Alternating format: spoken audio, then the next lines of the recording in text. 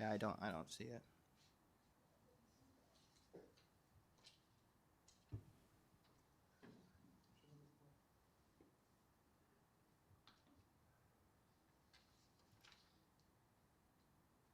Oh, now it says live. I see it now. Hold on. I just want to ask Rob why you can't see your side panel.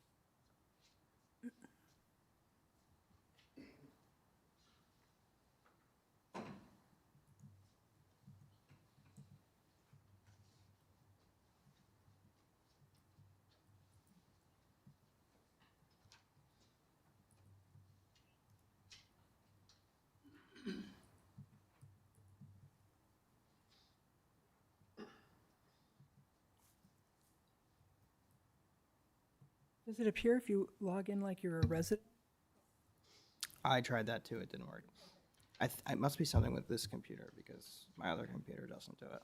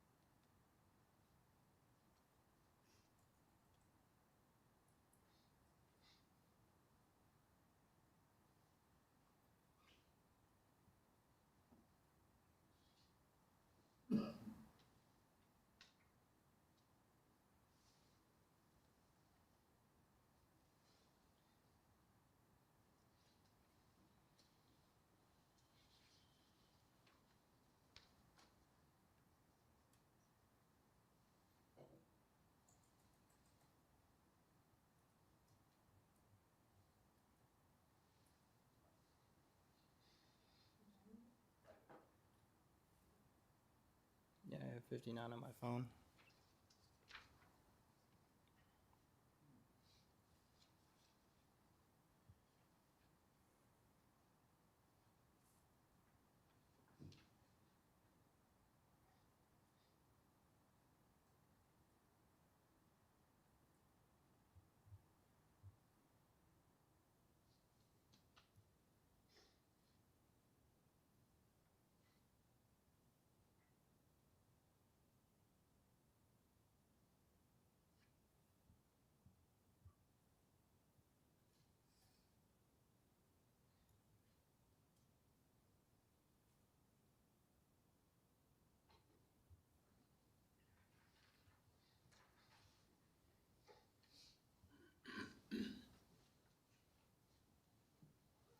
I've got 6.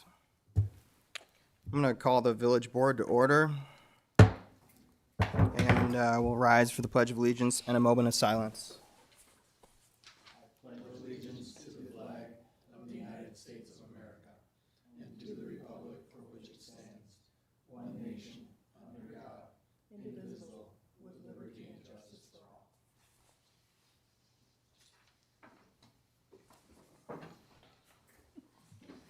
Just short. Would you like me to- Roll call and open meeting law compliance check. I should just announce Jeff Millies is on vacation, so he has an excused absence. Trustee Dylan Newman was appointed as the acting facilitator. So Trustee Newman, are you here? I am. Trustee Jay Pecca. Trustee Gary Finch. Trustee Jim Hirth. Note for the record that you do have a quorum of your village board and you're in full compliance with the open meetings law. All right. At this time, we'll take non-storm related public comments. Snow related public comments we'll have under that agenda item. I also want to make a reminder that public comments are to be addressed to the board, not to individuals. But at this time, if anybody else has any non-storm related public comments, I'd welcome you to come up to the stand. I take that as we have none. All right, we'll move on to miscellaneous matters. I actually wanted to move up Brett's report, if that's all right with the rest of you. Good. Brett, take it away. So as we know, there was lots of unhappy people. Some were okay with what happened, some unhappy with the way the storm went down. I just wrote up something for me to base off what happened, what we did and how we dealt with what happened. The snow forecast obviously was 10 to 12 inches. We all knew that coming into the storm over a 24-hour period. I knew I was shorthanded with 3 guys. I have to manage that accordingly. So my plan going into the storm was to wait for some accumulation, make my way through the whole village once. Saturday, we came in at 3. Some snow had accumulated at that point. We had full intent of making our way through the whole village. We made it through some of the mains, not all, but some, and was called by the fire department asking for help. We made our way over to the fire department, also got stuck with a truck, a loader. That whole process took us 5 hours with 2 trucks and a loader. I waited for a wrecker for our loader to be pulled out.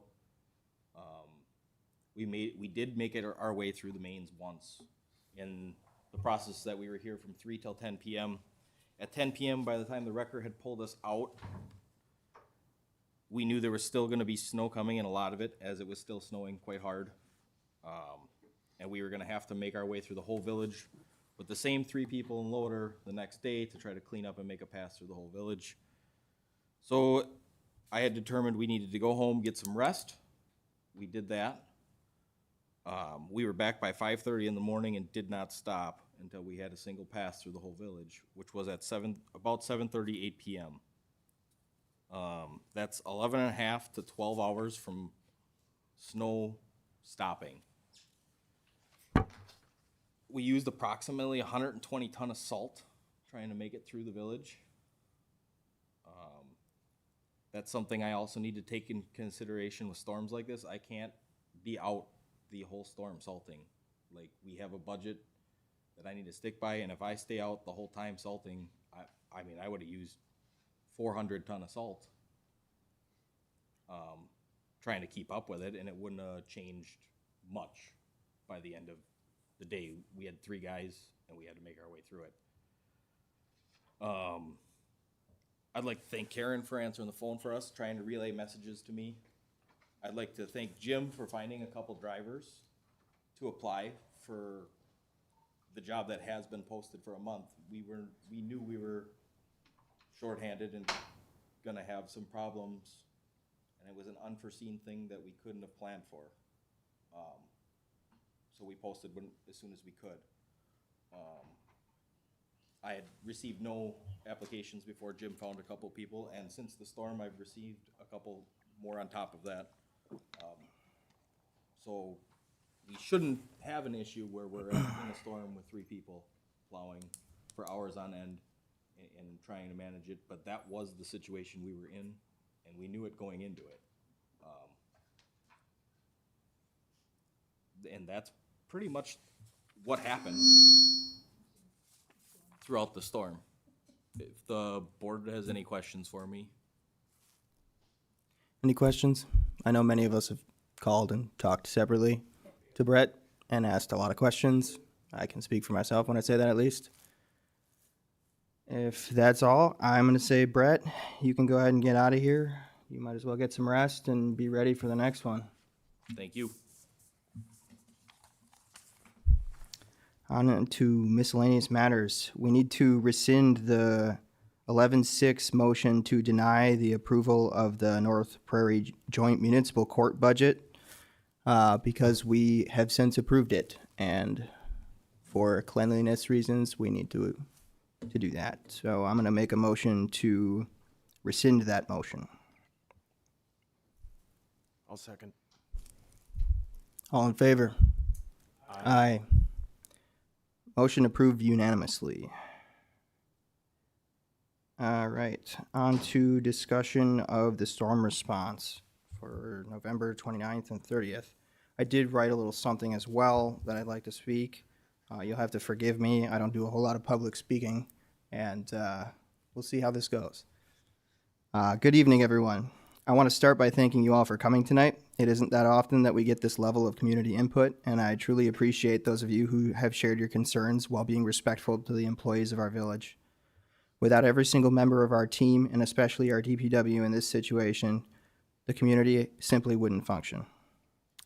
I also want to briefly address some of the feedback that we've received since the recent significant snow event. Some of this has been covered by our DPW director already, but I'd like to reiterate a few points because the details are important to understand. While there are many reasons why some streets were not plowed right away, I do want to do three things. Explain a few of the main reasons why that didn't happen, correct some misinformation, and then outline what is being done so that we don't end up in the same situation. First, I want to be very clear. From my perspective, our team did everything they could while exercising critical safety measures with the resources that they had. Anyone who has plowed snow before understands how difficult an extended duration storm is. Now imagine doing that with only 3 plow trucks and a loader covering 75 miles of roadway. Many of those roads are plowed in both directions, so in reality you're looking at about 150 miles. Many of those roads are arterial or feeder roads that lead into subdivisions. There's a reason that main roads are plowed first, the primary reason being emergency vehicle access. That's a standard procedure in any municipality. Keeping those routes open allows us to work with first responders to get them as close as possible and then divert resources to plow the subdivision that's involved in the call. That process takes time, but it's critical for safety. During a wet, heavy storm, plow speeds have to be reduced to lower the likelihood of equipment breakdowns. I'd also like to add that I didn't write down. The faster we go with wet snow, the more mailboxes tend to fall over because the wet, heavy snow tends to knock them over. Back where I was. Even when we slow down, equipment still breaks. Our team responded to breakdowns as efficiently as they could, but again, this all takes time, as our director had mentioned, with a few different times.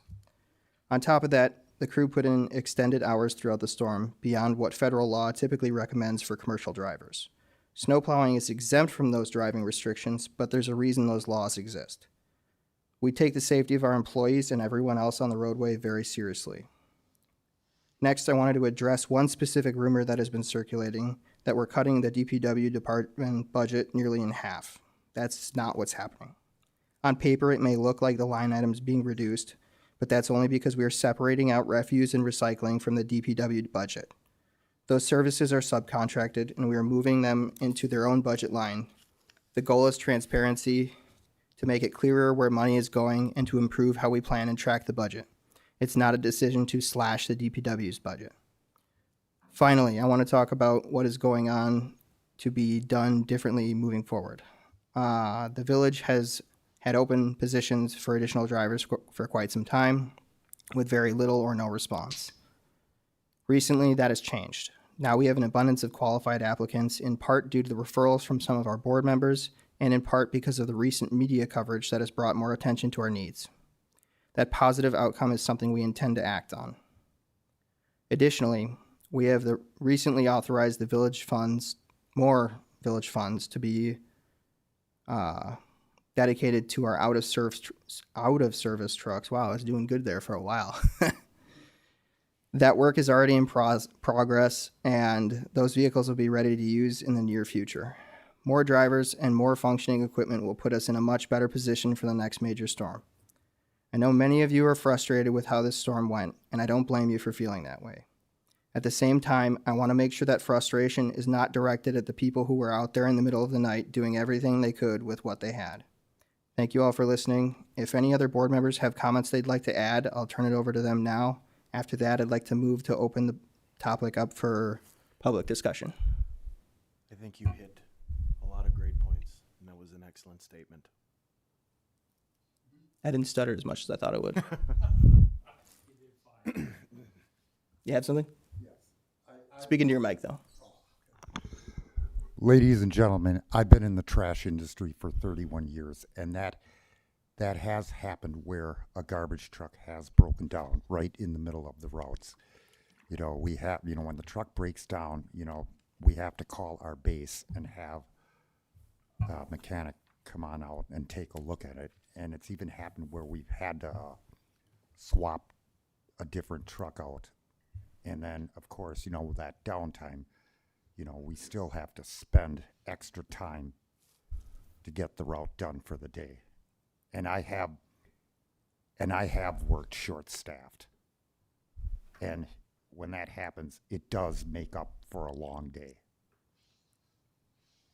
And our guys were doing whatever they could. And I think that if we didn't have those vehicles get stuck or whatever, I think they could have gotten more done. Thank you. Any other comments from the board? We do really, really, really have a good group of DPW employees.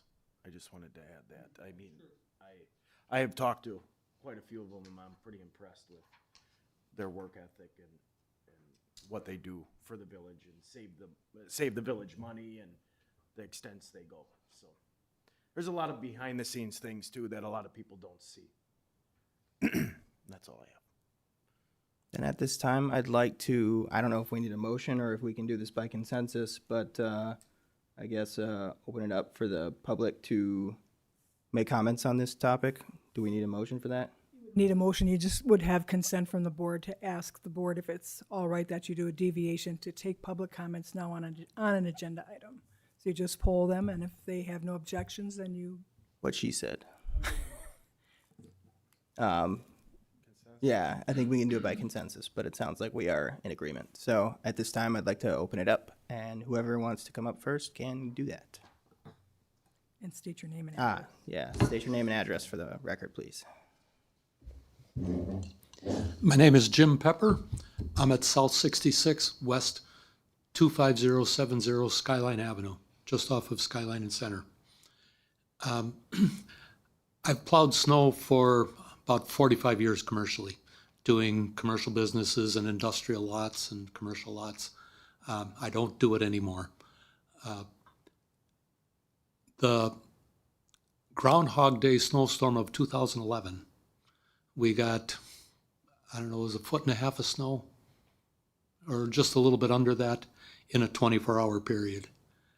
Then, too, the roads in Village of Vernon, Town of Vernon at the time, were truly impassable.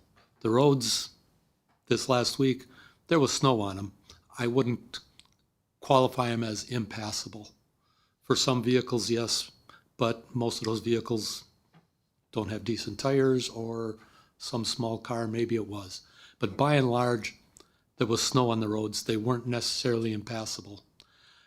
That 2011 snowstorm, when I left my house for work in the morning about 3:30 or 3:45 in the morning, Skyline at the time had nearly 1 foot of snow on it.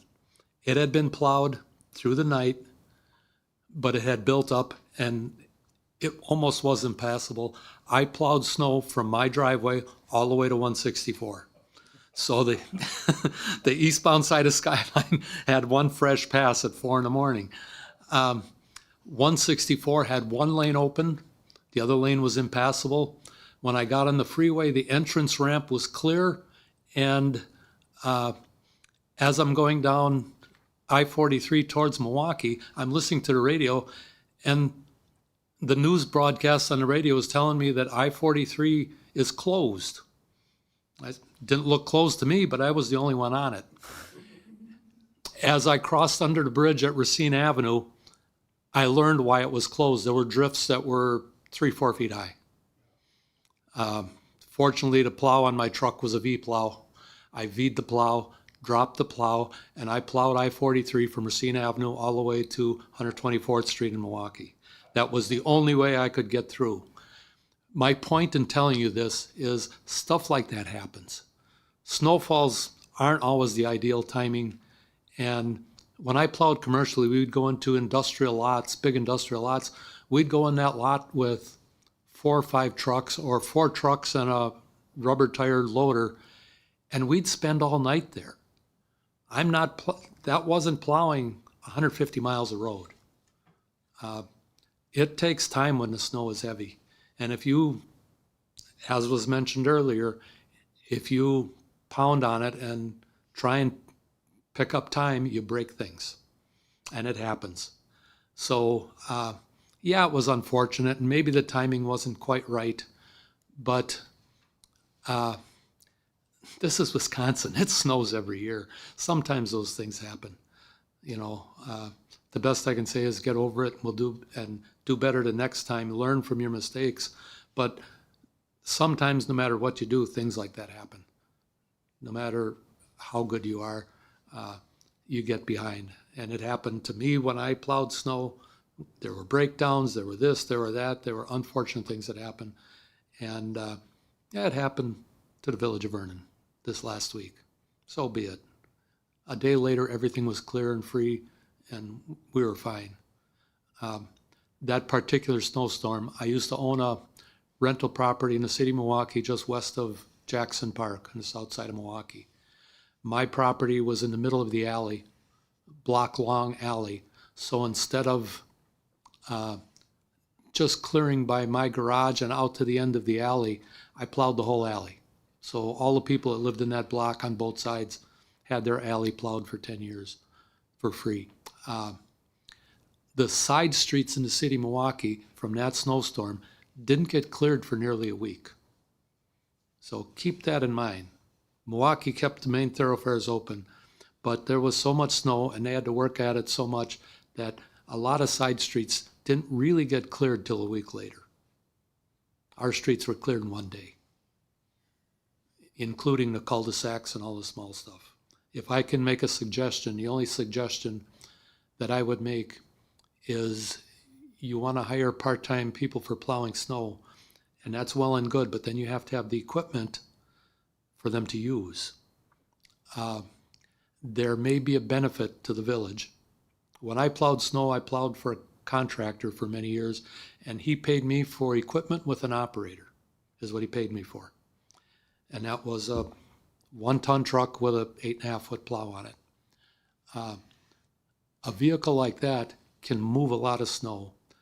Vehicles like that could do all these little small streets and cul-de-sacs and everything that take big trucks 15 minutes to clear, where a pickup truck or a 1-ton truck that's properly equipped can make very short work of that. So maybe you consider hiring somebody like that, or a few people like that, to do the details and the small stuff. Not the major thoroughfares, but the small things. And then you're not paying for that equipment, because the owner of the vehicle, he's got to take care of his own taxes, he's got to take care of his own liability insurance and everything. It's a commercial entity. So, I mean, I did that for many years, made good money at it, but at any rate, that's a possibility where the village doesn't have to buy a lot of equipment that sits all summer. So that's my 2 cents, and that's what I think. And yeah, it would have been nice to see clear roads early Sunday morning, but by the time I came home from church, they were clear. It was fine. That's all I have to say. Thank you very much. Anybody else? Come on up. Please state your name and address for the record. My name is Barbara Hemrick. I live at West 237 South 7625 High Point Court. First of all, I want to thank Karen for her communication. That's what was lacking big time for the residents. We had no idea what was going on, when things were going to happen, how soon we could expect things. We live on High Point Court. I don't know how many of you have gone up High Point. We are a straight up hill right off of I-43 in Sherry. We are one of the highest, we're the second highest level in the village of Vernon. For us, it's not a matter of being able to get through the snow. You can't walk that hill up or down, let alone drive it when you had that much snow on it. So without communication, we had no idea what was going on, if we were ever going to get out. And that's why I'm thanking you, Karen, because you finally communicated. And I think we need to communicate better to our residents to say, this is where we're at. During this time period, we will be in this subdivision. During this time period, we'll be in this subdivision. So at least we have some idea, and that'll bring down a little frustration. The other thing is what the gentleman just said earlier. We knew the snow was coming, and we can't undo what happened. But for future, I mean, you did hire more people, but it could happen again. People could all call in sick for all you know. And is there any possibility that we could have some sort of contract in place with an outside vendor or municipality that we could pay per diem or per event? Like if we do have a situation where things are short, where we could call up and say, this is coming, we're short, can you help us out? And then pay that individual or town a certain fee to help cover what we're lacking. And that's all I have to say. Thank you. Thank you. Somebody else want to come make a comment? Come on up. Please state your name and address for the record. My name's Tim Beaumont, West 252, South 7410, Brookside Circle. I guess it was a bad day. Just like this gentleman, I do snow plowing. I had talked to Brett. I work for the fire department, and please tell me if any daggers are gonna come flying my way from behind me, but I work for the fire department, and I talked, and I thought it would. I've been in the fire service since 1985, and you probably know, or the people behind us do or don't know, they couldn't get anyone to drive a fire truck, so the CDL aspect of it is waived across the entire state of Wisconsin. So I've never had to get a CDL, and I've been driving fire trucks since then. When I talked, Brett had brought up that I looked into getting the CDL to take the job. Like I said, I thought it would be an easy step because I already work here and you guys have all my information, and there would kind of not really be a hiring process, but there's a $3,000 to $5,000 cost just for a classroom you have to take now. Now they had changed that because you could just take the testing, and so it's $3,000 to $5,000 to do that, plus the federal drug test, the federal physical, and the actual testing process. So, you know, if I looked into it, I did look into it, it'd be anywhere from $3,000 to $6,000. So I guess the way I looked at it, and I did call Brett and tell him, I said, I looked into it, it's gonna cost this amount of money. To not know how much I would be getting, you know, I could spend $6,000 to make $2,000 plowing snow for Vernon. It's one of those situations, yes, the fire department took up pretty much all the manpower. If people haven't, I know you've driven large trucks and things like that, that's just the way it goes. I do have, I plow, like I said, I just do residential. You know, it cost me $420 because 2 tow trucks, I went off the edge of someone's house, you know. Just what happens, the cost of doing business. I just thought it was unusual that there's 3 large dump trucks out there, 3 or 4, right? But there was none of the smaller dump trucks had any plows on them. That front end loader wasn't fitted with a plow. Now, the front end loader in those smaller trucks, I wouldn't have needed a CDL for. So, you know, it was one of those things like, I was sitting at home and doing nothing, I'd be more than happy to have done that. But it's one of those things you never know until it happens. So obviously the village has learned from this, or is gonna learn from this, and maybe things will be budgeted in certain directions. But yes, thank you for communicating. Yes, I was frustrated, and most of my business is in Vernon. And it was frustrating, but you know, same thing with me. I waited too long to plow.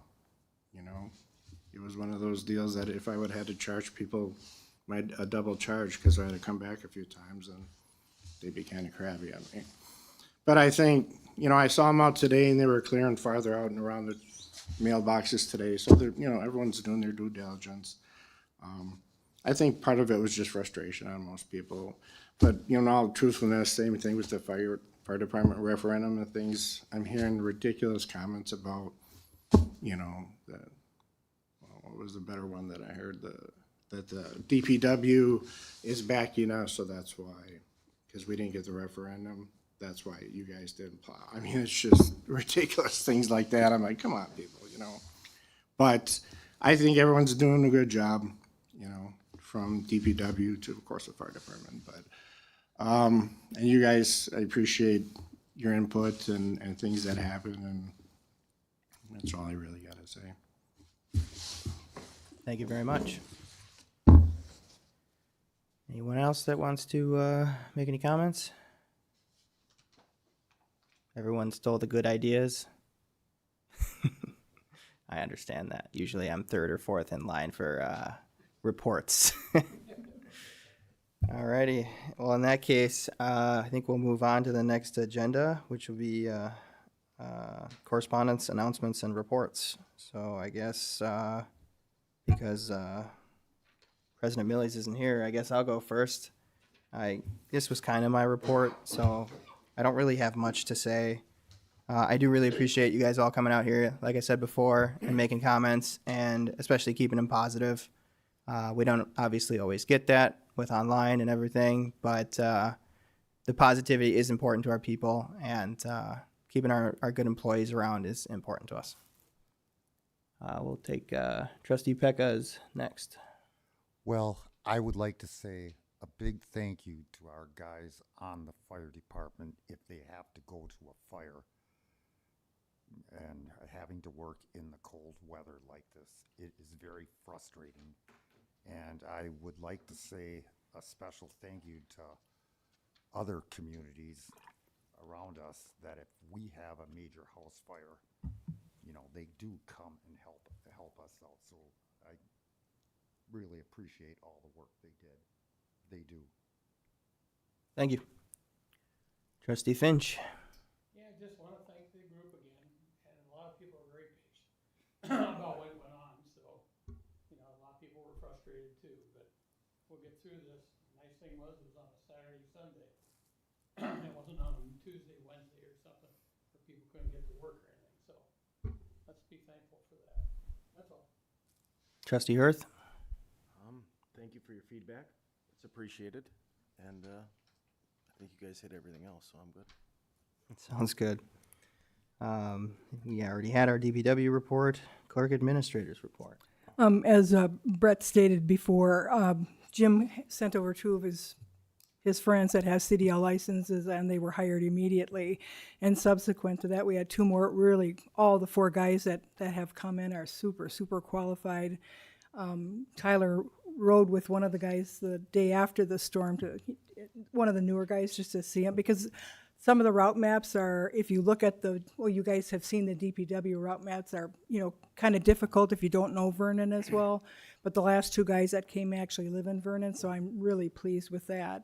And I know when Mr. Pepper talked about that 10-inch plow, when I was on the phone with the dispatchers and stuff, and I heard the guys broke down, I said to my husband, do you think I should go down with my truck and bring the part? that didn't go over too well, but he mentioned, you know, our son has a truck but he was busy plowing and couldn't help anyway. But two things I wanted to tell the community. We did talk about GoGov. It's an instant communication tool with cell phones with that software, which is about $4,000. But subsequent to that, I talked to our phone company with our new system, and it's probably $500, and it give me more information on how we can do instant communication with text messages to our residents at a very, very minimal cost. So that's another thing we're looking at, because what Barb said with communication, the phone calls I took in for the dispatch was 123, but, you know, people having to, you know, to get to the hospital to work or having a family emergency or whatever, your heart bleeds for them because you know they need to get somewhere. So I'm sharing that with the board, and then we'll look into that. And then just briefly, I did re-upped on our SAM.gov. That's where I did the $2 million grant for the bridge. And I just re-upped that, and I signed up for a grant deal, Lexipol. I signed up for 4 agencies to write additional grants.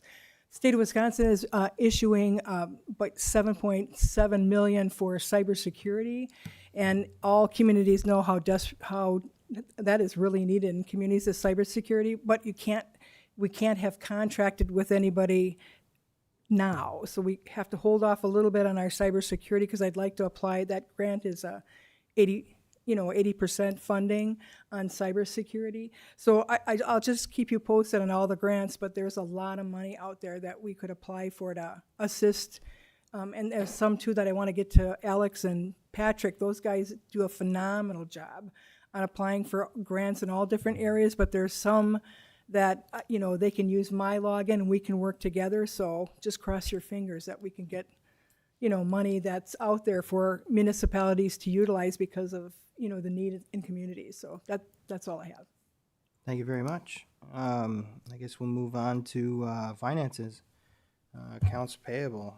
Let me pull my computer up. Did anybody catch anything or have any comments or?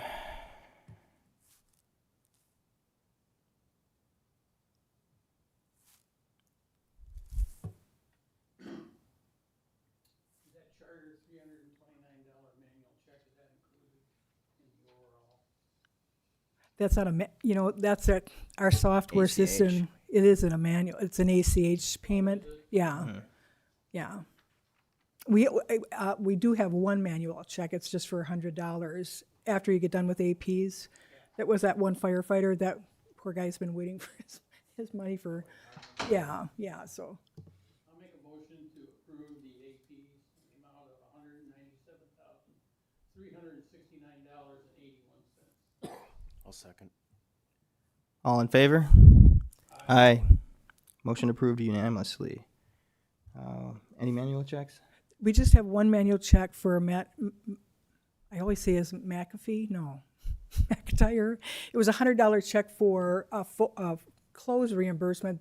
That the invoice was lost, so we did do a manual check right away when we found out. So that would just we can approve that next, because I'd like to get you the documentation that's not in. So we'll do that manual check on the next board meeting. He already has his money, and I did send out a memo, so that before the board signed it, the two board members and the treasurer signed it, the memo on that. So we'll put that in your 18th packet so you have the documentation. Sounds good, thank you. Village Board minutes, November 20th.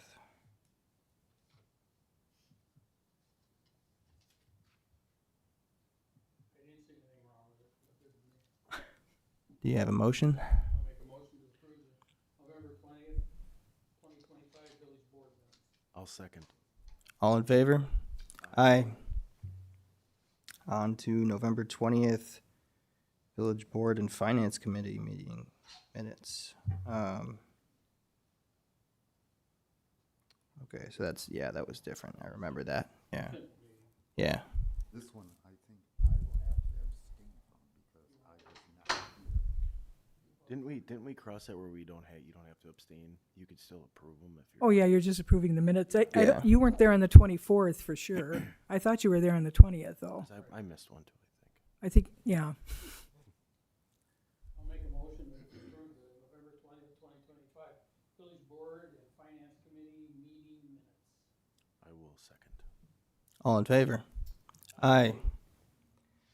And now we got the November 24th Village Board and Finance Committee meeting minutes. That's the one that it was just the three guys. You were gonna call in, Yeah. and that's when you set the date for the public hearing for the budget. Right. I'll make a motion to approve the November 24th, 2025 village board and finance meeting minutes. I'll second. All in favor?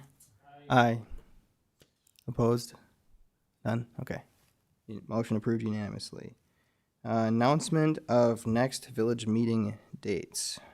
December 10th, we have our budget hearing on the 2026 proposed budget. We also have a plan and village board and plan commission meeting on that day. On December 18th at 6 p.m., we have our village board meeting, our standard board meeting. And then also, we should mention that our DPW and administration offices will be closed on December 24th and 25th in observance of Christmas, and December 31st and January 1st in observance of New Year's Eve and New Year's Day. I don't think we have anything else. Do we have a motion to adjourn? I'll make that motion. All in favor? Aye. Aye. Motion approved. We're done.